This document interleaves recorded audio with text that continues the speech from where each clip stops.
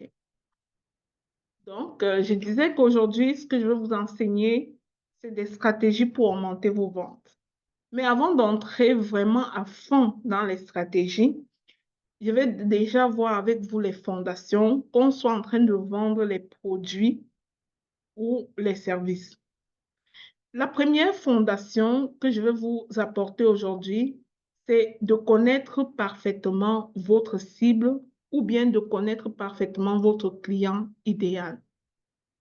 Une personne qui veut vendre des produits ou des services doit réellement connaître qui est le client idéal. À qui est-ce qu'elle s'adresse lorsqu'elle est sur le marché? Que ce soit un marché virtuel ou un marché en présentiel, tu dois savoir à qui est-ce que tu t'adresses. Maintenant, qu'est-ce que ça signifie connaître son client? Connaître son client, c'est être en mesure d'avoir les spécificités de son client. Est-ce que ton client, c'est une femme? Est-ce que ton client, c'est un homme? Est-ce que ton client, c'est un adolescent? Est-ce que ton client, c'est un entrepreneur? Est-ce que ton client, c'est, je ne sais pas, un professionnel? Tu dois définir qui est ton client au préalable, à qui est-ce que tu t'adresses. Parce que comme Julie disait qu'elle a un problème de communication, si tu ne sais pas précisément qui est ton client, tu vas justement peut-être avoir un problème de communication. À moins que ton problème de communication soit un problème de régularité, l'autre enjeu avec la communication, c'est vraiment de savoir à qui tu t'adresses. Si tu ne sais pas qui est ton interlocuteur, tu ne sauras pas adapter ton langage par rapport à cette personne. Et lorsque tu prends la parole sans t'adresser à une personne particulière, tu ne t'adresses à personne. Tu ne peux pas t'adresser à tout le monde. Quand tu t'adresses à tout le monde, c'est comme tu ne t'adresses à personne. Eh bien, connaître ton client, c'est pas seulement savoir si c'est une femme ou si c'est un homme. Il faut aller plus loin que ça. Est-ce que c'est une femme entrepreneur? Est-ce que c'est une femme professionnelle, avocate, comptable, travailleuse sociale, psychologue? Est-ce que c'est cette catégorie de femmes?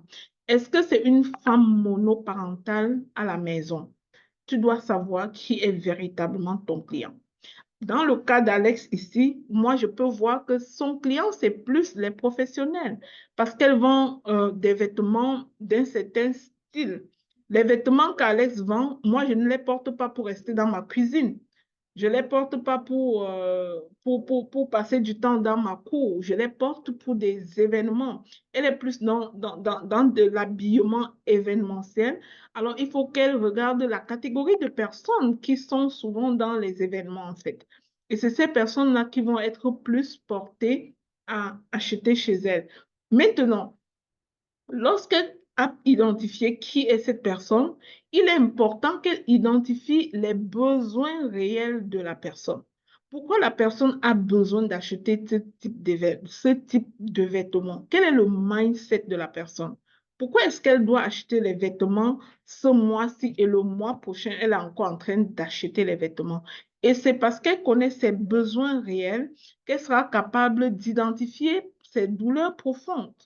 Une dame qui va dans les conférences comme moi, j'ai pas envie de m'habiller comme ça dans la conférence de ce samedi et de me retrouver dans la conférence de samedi prochain avec le même vêtement. Ce n'est pas une tenue d'école. Alors, si je suis conférencière, je vais être portée à changer beaucoup de vêtements événementiels. Alex doit donc pouvoir nommer ces douleurs-là en disant c'est une personne qui va beaucoup dans les événements, c'est une personne qui rencontre beaucoup les personnalités publiques et elle tient à c'est une personne qui tient à son image, c'est une personne qui ne veut pas paraître n'importe comment. Elle va pouvoir citer ces douleurs-là dans sa communication. Elle va pouvoir citer ces douleurs-là dans sa communication pour aller rencontrer le client, pour que son client se sente concerné. Maintenant, elle va pouvoir, par exemple, sur ses réseaux, utiliser les sondages pour demander aux gens euh, combien de fois ils portent le même vêtement pour aller aux événements. Combien de fois? Est-ce que Est-ce qu'ils peuvent porter le même vêtement 2 mois successifs dans 2 événements différents ou bien ils vont être plus portés à changer de vêtements? Et quel est le coût? Elle peut aussi demander quel est le coût de vêtements que vous investissez dans les vêtements selon vous par année. Elle peut aller chercher des sondages comme ça va l'aider aussi à fixer les prix de ses vêtements. Elle peut faire des appels découvertes. Elle peut offrir les appels découvertes pour découvrir la personne et créer des modèles en fonction de la morphologie et des besoins vraiment réels de la personne. Elle peut offrir aussi des choses comme ça. Maintenant, pour toi, Julie, quand tu connais les besoins réels de tes clients, je sais que tu vends les chaussures pour enfants. Bah, tu peux aller chercher les douleurs du parent parce que ton client n'est pas l'enfant, ton client, c'est le parent. Tu peux aller chercher les douleurs des parents. Parle-leur des chaussures qu'ils achètent chez Walmart, assez moins cher, sauf que ça ne fait pas 2 mois. Sauf qu'au bout de 2 mois, c'est déjà ratatiné, c'est déjà tout écrasé, ça ne ressemble plus à rien. Pose-leur la question de savoir si elles ont déjà eu à acheter une chaussure qui a eu une durée de vie d'1 an et plus. Est-ce qu'un enfant de leur maison a déjà utilisé une chaussure jusqu'à passer la chaussure à sa cadette parce que la chaussure était tellement solide? Est-ce que c'est le cas? Est-ce qu'elles ont expérimenté ça? Est-ce qu'elles imaginent combien est-ce qu'elles peuvent gagner en économie en achetant une chaussure durable pour l'enfant? Est-ce qu'elle reconnaît comment son enfant peut avoir un gain d'estime de soi si elle porte les chaussures de qualité et des vêtements de qualité pour aller à l'école? Et oui, parce que l'habit, on dit souvent l'habit ne fait pas le moine, mais je peux vous dire que les humains catégorisent les gens en fonction de comment ils s'habillent. Si ton enfant est toujours le mal habillé à l'école, il sera aussi l'enfant le plus stigmatisé de l'école parce qu'il est mal habillé, parce qu'il est mal chaussé. Si ton enfant est l'enfant qui porte la même chaussure depuis la rentrée jusqu'au mois de juin, l'enfant va être stigmatisé anyway. On va mal regarder cet enfant. Toute situation où l'enfant d'un parent attire la pitié, ça crée des situations de stigmatisation pour cet enfant. Et je crois qu'un qui, un parent qui vaut la peine ne veut pas ça pour son enfant, ne veut pas exposer son enfant à des situations de dévalorisation où on va la dévaloriser à cause de son allure, à cause de ses vêtements, à cause de ses souliers. Et tu peux montrer aux parents que contrairement à ce qu'il y a sur le marché, tu es capable d'aller lui trouver des chaussures avec un rapport qualité-prix, des chaussures qui font du sens, des chaussures qui vont distinguer son enfant, des chaussures qui vont augmenter l'estime de soi de son enfant sur un marché de fabrication différente, contraire à ce qu'on peut voir dans nos différents marchés ici au Canada. Tu peux montrer les exemples des chaussures de tes enfants et la durabilité que cela a eu, l'état de ces chaussures 1 mois après, 2 mois après. Et je crois que les parents qui vivent ces choses-là et qui tiennent à l'estime de soi de leur enfant doivent comprendre et s'intéresser à ton produit. Mais s'intéresser à ton produit à cause de la façon dont tu communiques, s'intéresser à ton produit parce que tu touches leur véritable douleur et tu touches les véritables bénéfices en termes d'estime de soi pour leur enfant, en termes de la d'éviter la marginalisation pour leur enfant et ainsi de suite. Tu vois? Voilà, ça c'est quelque chose que tu peux faire. Donc, ça fait partie de connaître ta cible. Et en matière de vente, c'est la base, c'est le fondement, c'est la base. L'autre chose, c'est de créer une offre irrésistible. Une offre irrésistible, c'est une offre qui résout un problème précis. Encore une fois, c'est de démontrer que ce que tu vends résout un problème précis. Et c'est de créer un rapport qualité et prix aussi.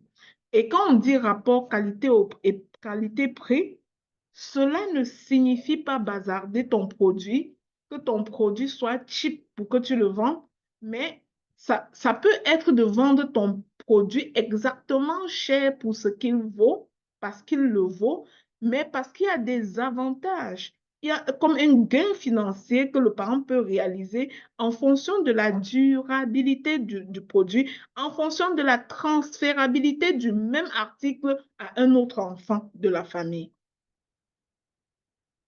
En fonction de ce que le produit est résistant au nettoyage, tu peux le garder à l'état neuf pendant longtemps parce que quand tu le nettoies, tu le gardes neuf. Et puis, tu peux montrer, donner des bonus, des stratégies de nettoyage ou bien des produits de nettoyage. Tu peux offrir avec les chaussures pour enfants des affaires là qu'on push-push dans les chaussures. Je ne sais pas trop comment appeler ces produits-là. Je ne me souviens pas de nom, mais ça existe. Des petits produits, des petits flacons de produits qu'on push-push dans les produits pour éviter les mycoses sur les pieds des enfants, pour éviter la moisissure parce que les pieds des enfants peuvent transpirer.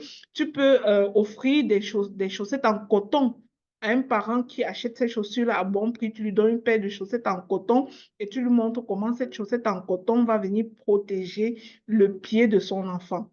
Tu vois? Va venir protéger le pied de son enfant. Donc, tu peux donner des déodorants de pied comme bonus à l'achat pour les parents. Et tu mets l'accent sur les bonus pour montrer aux parents que quand tu achètes, tu n'achètes pas seulement une chaussure, tu achètes la santé des pieds de ton enfant, tu achètes la confiance en soi de ton enfant, tu achètes son estime de soi, tu prives ton enfant de la marginalisation inutile, de la stigmatisation, parce que peu importe qu'on dise que nous le savons, que ce n'est pas, c'est pas les objets d'apparat qu'on met sur nous qui font notre valeur, mais le monde nous juge en fonction de comment nous on se présente à leurs yeux. Voilà. Et autre chose que j'aimerais te partager, c'est de créer un système où tu vends de façon stratégique. Par exemple, regarder le réseau le plus favorable pour tes ventes. Exemple, euh, Alex partageait tantôt euh, les inputs d'une publicité faite sur TikTok sur un produit versus une publicité faite sur Facebook. Donc, il faut avoir la maîtrise des réseaux sociaux et savoir exactement ce quoi. Facebook est beaucoup plus pour les produits. Facebook est plus un réseau social vitrine que TikTok. TikTok est plus un réseau social vente, alors que Facebook est plus un réseau social vitrine qui va te faire te positionner comme vendeuse, comme quelqu'un qui fait du e-commerce, comme professionnel de vente, mais TikTok va te faire vendre concrètement tes produits. Tu peux apprendre comment utiliser TikTok et optimiser ton utilisation de TikTok. Tu peux apprendre comment utiliser TikTok Shop parce que TikTok Shop, c'est un outil qui te permet davantage de vendre tes produits. Voilà. Et autre chose, tu peux aller maintenant, tu vas travailler ta présence en ligne et ton autorité en ligne. Sur TikTok, si tu veux travailler ta notoriété sur TikTok, tu peux aller même jusqu'à 5 publications par jour. Et souviens-toi que tu n'as pas seulement besoin de faire de faire des vidéos pour mettre sur TikTok. C'est-à-dire des vidéos très structurées ou quoi que ce soit pour mettre sur TikTok. Il suffit le matin, quand tu es en train de laver ton bébé, l'habiller, en mettant les chaussures de ton bébé, tu fais filmer un peu. Pas la face de ton bébé, mais ses pieds, comment tu mets la chaussure là, en faisant un commentaire sur cette chaussure. Et tu balances sur TikTok. Tu peux être même en train de te balader, d'aller à l'hôpital comme tu vas là. Tu dis aujourd'hui, j'ai passé toute ma journée à l'hôpital. Tu peux dire ça sur ton téléphone. J'ai passé toute ma journée à l'hôpital. Je ne dis pas de montrer ta main ni d'expliquer pourquoi tu étais à l'hôpital. J'ai passé toute ma journée sur TikTok, à l'hôpital. J'ai pas pu être dans mon bureau sur TikTok, mais je voulais quand même saluer ma communauté que vous êtes. C'est 30 secondes et c'est une vidéo. Parce que les algorithmes ne regardent pas trop ce que tu dis au niveau de... Ils regardent plus ta présence sur TikTok. Ta présence compte beaucoup pour faire monter ta notoriété. Et plus tu vas avoir une communauté que tu reviens leur dire des petites choses et leur faire part de ce qui se passe dans ta journée, les gens vont s'y intéresser. Vous savez pourquoi les comptes des gens qui font le commérage, le japap, qui racontent leur histoire de vie, vous savez pourquoi ces comptes-là attirent beaucoup de personnes? Parce que les êtres humains sont plus portés à écouter les histoires, à savoir, à écouter ce qui se passe dans la vie des autres. Or, si toi aussi, tu commences à montrer qu'aujourd'hui, j'ai passé tout mon temps à l'hôpital, mon Dieu, l'hôpital au Canada. Depuis le matin, une journée en salle d'attente pour voir le médecin. Tu as fini comme ça, tu as déjà raccroché.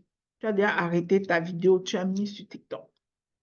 Ça fait que ta communauté voit ça comme un commérage sur ta journée. Et les gens aiment ça, le récit de vie des autres. Les gens aiment ça. Tout ce que tu vas montrer, comme si tu racontais une portion, c'est-à-dire une tranche de ta vie, va attirer davantage de monde. Moi, je me souviens d'un post que j'ai fait sur Facebook où un matin, je me suis habillée, j'ai porté une chaussure et je me suis souvenu que cette chaussure-là, mon mari me l'avait offert à la naissance de mon garçon qui a 18 ans maintenant. Et je me suis souvenu de ça. Et j'ai juste écrit sur Facebook dans la chaussure et son âge. Et j'ai raconté un peu des petits blablabla autour de cette chaussure-là. Et tu peux voir, c'est-à-dire cette publication-là, parce que je racontais une histoire dans ma vie me concernant d'un cadeau que j'ai reçu. Ça attire plus de monde que les publications où je viens pour leur apporter même de la valeur. Pour leur dire, écoutez, voici quelque chose qui peut t'aider, tu peux faire ci, tu peux faire ça. Malheureusement, c'est plus visible que ça. Donc, ne te limite pas quand tu es sur TikTok. Ne cherche pas à créer toujours des contenus autour de ta marchandise. Parle-leur de tout et de rien. Parle-leur de la nouvelle, de l'actualité que tu as écoutée. En finissant, tu racontes, tu leur montres que vous savez même ce que je fais dans la vie. Moi, je vends les chaussures pour enfants, hein. Mais viens pour parler de tout et de rien, de l'actualité. Viens pour parler d'une formation que tu as eue. Je suis dans une formation maintenant. J'ai appris telle chose m'a marqué. J'ai appris que. Viens raconter des choses comme ça. D'accord? Alors, ça, c'est des idées pour travailler ta présence et ton autorité en ligne. Et au niveau de ta présence, c'est vraiment cette régularité. Au niveau de ton autorité en ligne, c'est d'utiliser parfois les témoignages et les preuves sociales. C'est-à-dire une maman qui a acheté par exemple les chaussures de l'enfant chez toi et qui est super satisfaite, tu demandes son témoignage ou bien son commentaire écrit et tu captures ça, tu mets sur ta vidéo. Tu montres ce témoignage-là. Ça travaille ton autorité. D'accord? Voilà. Maintenant, on peut, tu peux aussi convertir en maîtrisant ce qu'on appelle l'art de la vente relationnelle. Et c'est là où je veux vraiment focaliser aujourd'hui. Qu'est-ce que la vente relationnelle? La vente relationnelle, c'est une vente qu'on fait sans pousser. On la fait plutôt en écoutant et en connectant émotionnellement avec le prospect. Pour réaliser la vente relationnelle, on utilise les outils comme l'écoute active, le storytelling, la reformulation des besoins du client. Maintenant, l'écoute active, c'est quoi? C'est d'écouter les besoins du client, c'est de te disposer, te positionner comme quelqu'un qui veut l'écouter et l'aider par la suite. Tu prends le temps de l'écouter, de valider ses douleurs, de montrer que tu comprends sa douleur. Le storytelling, c'est une autre histoire. Le storytelling, c'est de réfléchir à l'histoire qui est en arrière de ton positionnement. Je prends l'exemple du positionnement d'Alex. Alex, c'est une personne qui s'est positionnée un peu comme une vitrine. Et elle n'est pas la vitrine de n'importe qui, elle est la vitrine des femmes qui sont comme en perte de repère, mais qui ont un talent dans la main, le talent de couturière, le talent de styliste. Ces femmes-là sont en zone rurale, elles ne connaissent pas l'outil informatique, elles n'ont peut-être même pas de téléphone, de téléphone avec Internet, elles ne savent rien du digital et elles ont un talent. Maintenant, Alex, qui connaît le digital, qui est capable de rencontrer du monde, s'est positionné comme vitrine pour ces femmes. Ces femmes ont quelle souffrance? Elles ont un talent et généralement, elles n'ont pas d'emploi. Elles ne sont pas capables d'aller chercher elles-mêmes des clients pour valoriser ces talents. Elles ne sont pas capables de payer l'école de la scolarité de leurs enfants. Elles ne sont pas capables de nourrir adéquatement leurs enfants. Elles sont en perte de dignité. Et son positionnement redonne la dignité à ces femmes. Son positionnement redonne du sourire à ces femmes. Son positionnement donne la possibilité aux enfants de ces femmes d'avoir accès à l'éducation. Son positionnement redonne de la confiance en soi à ces femmes. Son positionnement apporte de l'argent dans les ménages de ces femmes. Alors, le storytelling, c'est de mettre en avant cette histoire-là et non le produit. C'est de venir dans ces réseaux et de communiquer sur ce qui résonne fort dans son cœur, sur pourquoi est-ce qu'elle s'est positionnée pour vendre ces choses, sur la raison pour laquelle elle le fait, sur les bénéfices de cette activité, pas pour elle, mais pour les autres qui sont en souffrance. Et je peux vous dire que l'être humain normal est sensible à la souffrance de l'autre. Et quand elle aura utilisé ce storytelling, les personnes vont acheter parce qu'elles ont connecté émotionnellement à la cause des femmes qui sont en perte de dignité et en perte de repère. Elles ont connecté émotionnellement à cette histoire. Et là, la personne peut même acheter et ne même pas demander la monnaie de son argent. Tout simplement parce qu'elle sait à quoi ça sert. La personne peut revenir acheter un autre vêtement tout simplement parce qu'elle veut bénir ces femmes-là. Pas parce qu'elle a tellement soif d'avoir des vêtements. Et ça va aller chercher le genre de client qui a envie de faire du bien quelque part. Le genre de client qui a envie de donner du sens à son argent qu'elle gagne. Elle va aller chercher ce genre de client-là. Et ayant utilisé ce storytelling, elle pourra aller au-delà de la vente des vêtements pour créer complètement une organisation sans but lucratif sous forme de ce qu'on appelle l'économie sociale. Parce que c'est une activité d'économie sociale. Et elle peut même aller chercher les subventions pour ça, pour son activité d'économie sociale, dépendamment de comment elle se positionne. C'est-à-dire, ce n'est plus juste une boutique qui vend les habits, c'est une organisation d'économie sociale qui peut mériter d'être subventionnée par les fonds d'économie sociale au niveau du gouvernement. Donc ça, c'est la force du storytelling derrière la vente. C'est-à-dire montrer l'histoire cachée derrière ce que tu fais. Ça, c'est plus pour le type d'affaires que fait Alex. Alors, lorsque tu pratiques cela, c'est-à-dire la vente relationnelle, le closing devient efficace et beaucoup plus probable. Tu vas plus facilement vendre qu'autre chose.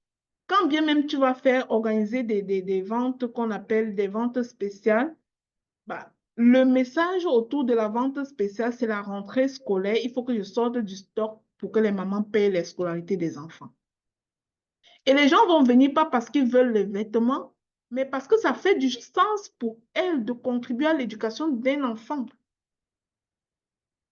Et sur ce modèle-là, tu peux même organiser complètement des événements publics, des conférences basées sur ce storytelling. Tu peux organiser des défilés de mode basés sur ce storytelling. Voilà. Ça, c'est ce que je voulais partager au niveau de la vente relationnelle. Maintenant, J'espère que vous avez compris que la vente relationnelle, c'est la vente sans forcer. On ne force pas le client, mais on lui raconte l'histoire pour créer une connexion émotionnelle, pour créer une confiance mutuelle et une écoute profonde du client et engager le client dans un fardeau complètement créé par votre histoire.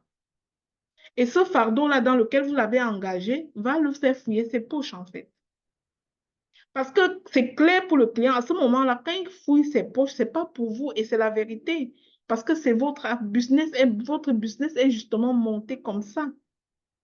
Ce n'est pas pour vous que le client fouille ses poches. Il fouille ses poches pour le bénéfice ultime de ces mamans-là qui ont du talent, mais qui n'ont aucune vitrine pour vendre leur expertise. Donc, on comprend entre nous que la vente relationnelle, c'est l'unique vente qui se fait sans pression. C'est une approche très humaine et bienveillante où on ne fait que raconter l'histoire et les gens se décident d'acheter. À ce moment-là, tu vois clairement comment tu deviens une réponse, une solution vivante aux problèmes de ton client et aux problèmes des dames que tu représentes au travers de ton activité. Maintenant, dans ce cours, j'avais prévu de vous partager aussi pourquoi est-ce qu'il est important de cibler les douleurs de ta cible. Pourquoi ces douleurs sont la clé pour ta vente. J'aimerais te dire, au niveau des douleurs, sachant que lorsqu'on s'appuie sur les douleurs pour vendre, ce n'est pas la vente relationnelle. Donc, c'est vraiment un style de vente différent. On s'appuie sur la douleur pour pouvoir se positionner comme apporteur de solutions à la douleur du client. Mais dans la vente relationnelle, on connecte aux émotions et on engage le client dans un fardeau qu'il ne voyait pas. Alors, pour vendre efficacement, tu dois identifier ce qui empêche ton client de dormir la nuit. Il est très important de savoir ce qui l'empêche de dormir la nuit. Il est important de savoir ce qu'il n'ose pas dire, mais qu'il ronge intérieurement. Donc, ces choses-là qu'il ronge intérieurement, tu dois pouvoir le nommer. Tu vas pouvoir laisser résonner ça dans ses oreilles. Tu dois identifier quel est le plus grand rêve de ce client et le nommer. Son rêve qu'elle voit inatteignable, tu dois le nommer. Tu dois aussi nommer ses peurs. Très important de pouvoir nommer ses peurs. Bon, je vais vous partager quelques exemples des douleurs que j'ai identifiées. Exemple, une maman solo qui culpabilise de ne pas passer assez de temps avec ses enfants. Elle a l'obligation de trouver l'argent pour nourrir ses enfants et travailler à l'extérieur et malheureusement, elle ne passe pas du temps avec ses enfants. Elle culpabilise. Ça, c'est un exemple de douleur. Ça veut dire que cette maman-là, si tu es quelqu'un qui veut l'enseigner comment monétiser ses talents et travailler de la maison, elle va pouvoir acheter parce que tu as touché sa véritable douleur. Exemple, une entrepreneur qui se sent bloquée financièrement malgré ses efforts. Exemple de Julie, si Julie me disait, je communique de façon inadéquate, je ne fais pas de résultats, elle fait tout ce qu'elle fait, elle n'a pas de résultats. Si je viens lui parler de ce qu'elle fait tout, elle donne son 100%, elle est toujours bloquée financièrement, elle va pouvoir m'écouter parce que je touche ses douleurs en fait. Elle va pouvoir être attentive à ce que je lui propose. Surtout si je viens appuyer ça avec avec des preuves sociales, des personnes qui sont passées par ma méthode, par la solution que j'offre et que la situation a changé pour eux ou pour elles. Un autre exemple de douleur, c'est celle d'une femme qui a perdu confiance en elle après plusieurs échecs. Tu lui rappelles que tu as connu plusieurs échecs, tu as échoué en ci, tu as échoué en ça. Euh, Quand tu passes par ce genre d'échec, tu perds confiance en toi, tu n'as plus envie de rien faire, tu stagnes, tu fais du surplace, mais tu pleures. Quand tu es en public, tu fais semblant d'être correct, pourtant tu as des douleurs profondes, tu ne dors pas la nuit. Tu rappelles toutes ces choses-là qu'elle vit. et tu lui montres que ce que tu vends peut changer sa situation, elle va être portée à accorder une attention particulière à ce que tu lui proposes. Alors, en résumé, quand tu nommes la douleur avec justesse, la personne se sent comprise, la personne se sent entendue, la personne se sent en face d'un expert qui la comprend. Et c'est là que la vente commence. C'est exactement là que la vente commence. Maintenant, la dernière chose que j'aimerais vous partager ce soir, c'est comment, pratico-pratique, comment utiliser la vente relationnelle pour amener ta cible à acheter. La première étape, c'est d'écouter avant de proposer. Quand tu as une cible, prends le temps de l'écouter. Qu'est-ce qui vous empêche d'avancer en ce moment? Sois curieuse sincèrement. Laisse parler la personne. Reformule sa douleur. Moi, je disais comment utiliser la vente autour des douleurs, en fait. Reformule sa douleur avec tes mots et valide pour qu'elle te dise que oui, tu m'as bien compris. Dis-lui par exemple, est-ce que de ce que tu me partages, ça veut dire que tu te sens très épuisé, mais que tu ne peux pas arrêter parce que finalement, d'un autre côté, tu as plein de factures. Est-ce que ça veut dire que tu as l'impression de ne pas avoir le droit d'échouer tellement les obligations avec les enfants te tiennent au cou? Tu dois valider ces douleurs pour qu'elles-mêmes te disent que oui, tu m'as très bien compris. D'accord? La troisième chose, c'est de partager ton vécu ou celui de tes clients. Si toi, tu as vécu la même chose, c'est d'appuyer maintenant sur ton storytelling pour activer l'empathie. Pour dire, tu sais, moi, je te comprends parce que j'ai vécu exactement telle affaire. Je suis passée par là. Mais, gloire à Dieu, j'ai trouvé une solution qui m'a aidée. Et c'est cette solution-là que je veux te proposer aujourd'hui. Montre vraiment à la personne que tu comprends sa situation. Quatrième chose, quand la personne voit que tu comprends sa situation, demande-lui si elle a déjà essayé des solutions sans succès. Elle va te le dire. Généralement, cette question va la faire pleurer parce elle va se souvenir de comment elle s'est débattue. Elle a essayé ci, elle a essayé ça, elle a payé ci, elle a payé ça, mais rien n'y a fait. Quand elle va te montrer ça, pose-lui la question en dehors de tout ce que tu as déjà fait là. Qu'est-ce que tu crois que tu peux encore faire maintenant? Elle va capituler, elle va te dire que j'ai déjà tout essayé et je n'en peux plus. Là, maintenant, tu vas entrer dans sa cour comme l'expert que tu es. Parce qu'elle a capitulé. Elle est consciente. Tu l'as ramenée à verbaliser qu'elle ne peut plus, mais que sa situation est tout de même écrasante et insupportable. Là, tu vas proposer maintenant ta solution comme un pont. Pas comme un produit simple, un pont qui va la faire traverser de l'autre côté. En disant, par exemple, ce que je te propose, ce n'est pas juste une formation. Ce n'est pas juste un produit. C'est un chemin pour te relever. C'est reprendre confiance et créer enfin ce que tu mérites. En lui disant ça. Les gens qui vendent les produits qui augmentent l'estime de soi chez une femme. Par exemple, tu vois une femme qui fait l'alopécie, elle n'a plus un seul grain de cheveux sur la tête. Tu peux lui vendre même une perruque en utilisant cette approche. Tu peux lui vendre la gaine. Tu peux vendre la gaine à une femme qui a un ventre énorme en utilisant cette approche. Là, ce n'est pas un produit que tu es en train de lui vendre. Ce serait vraiment une solution.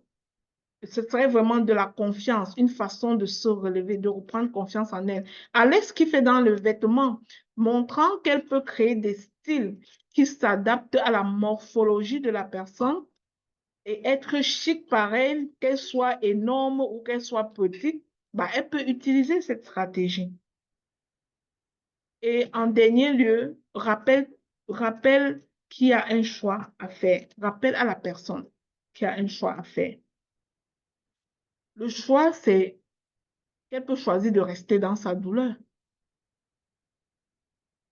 et continuer à pleurer et continuer à voir sa confiance en soi baisser et continuer à être dans l'indécence et continuer à souffrir de la pauvreté et continuer, tu nommes ces douleurs telles que tu les connais. Mais elle peut aussi décider de mettre fin à cela avec ton accompagnement et tu te dis, et moi, mon rôle ici, c'est de t'accompagner si tu es prêt. Ça, c'est vraiment la stratégie que j'ai voulu partager avec vous aujourd'hui. Et en résumé, c'est de connaître ta cible, connaître les douleurs de ta cible, utiliser une approche relationnelle sincère et faire des ventes naturelles sans que le client ne se sente dépouillé nécessairement de son argent pour rien. J'espère que vous avez compris cette méthodologie de vente pour pouvoir booster vos ventes dès maintenant